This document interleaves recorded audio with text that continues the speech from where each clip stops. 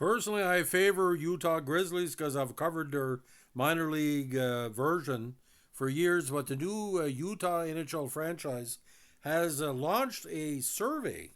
According to CBSSports.com, the Utah NHL franchise has unveiled a survey for a new team name.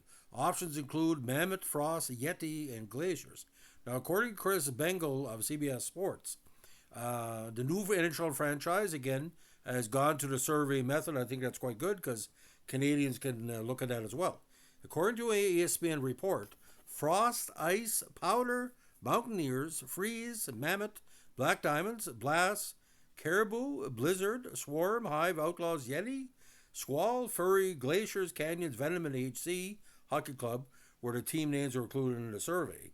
Now, Ryan Smith, the owner of Utah's new NHL franchise, of course, which is the relocation of the John Chaika destroyed Phoenix Coyotes or Arizona Coyotes, said that the front of the jersey will say Utah for the duration of the 2025 season. The new team, along with the logo and colors, will be unveiled for the 26th season. It's expected there will be multiple rounds of voting for a new team name, given a large list of potential monikers. Now, Smith, who also owns the NBA's Utah Jazz, bought the Arizona Coyotes from Alex Marullo for $1.2 billion in April. I think that was a low cost. Upon purchasing the Coyotes, Smith announced that the team would be relocating to Salt Lake City and begin play in 2025. Now, the Coyotes had called Arizona home since '96 when the Winnipeg Jets relocated to the Phoenix area. However, the Coyotes saw their lease at the Foot Printer Center come to an end and had been playing their home games at the 5,000-seat Mullet Arena on the campus of Arizona State. The new Utah NHL team will play its home games at the Delta Center, which is the home of the Jazz. Most basketball courts can be changed over to hockey and vice versa. Very common. Now, the new squad held a fan event last month in which he introduced their fan base to many of his team's players. Utah has already seemed to fall in love with the Utah NHL franchise, as there are already 23,000 people who have paid season ticket deposits following the move to Salt Lake City. Now, when the 2004 NHL Draft Lottery was held on Tuesday, the Utah NHL franchise just used an NHL logo along with the word Utah as its logo. Utah obtained the number 6 pick in next month's NHL Draft, which will take place in Vegas. Now, the Coyotes registered a 36-41-5 record, 77 points during the past 2003-2024 season. Now, I think Utah will be a great fan base, especially there's probably a built-in rivalry with the West Coast teams. And, I'd like to see the NHL expand back to Quebec or Hamilton, but I think Utah is going to be a good fit. I know that the sports fan base out there is tremendous, but I still have a great affection for the word Grizzlies, but maybe that's not something because of the Memphis Grizzlies, the former Vancouver Grizzlies. But may I suggest one thing? If there's somebody can come up with like the color scheme of Utah in the flag, and that could tie in a little bit. I'd like to see the color scheme either reflect the traditional colors of Utah, very beautiful region, something with the green and the something with the mountains and something with the valleys. That's pretty good. So Utah, welcome to the NHL, and Salt Lake City again. It's a great place. Mormon country or Latter-day Saints or whatever you want to call it.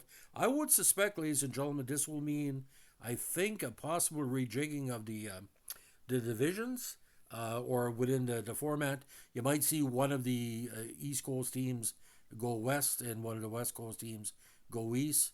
I think you're going to see probably a change because as it stands right now, ladies and gentlemen, I think this is probably the strongest the NHL has been because ratings are through the roof with the Canadian teams doing so well since the COVID years. Montreal made the 2021 finals.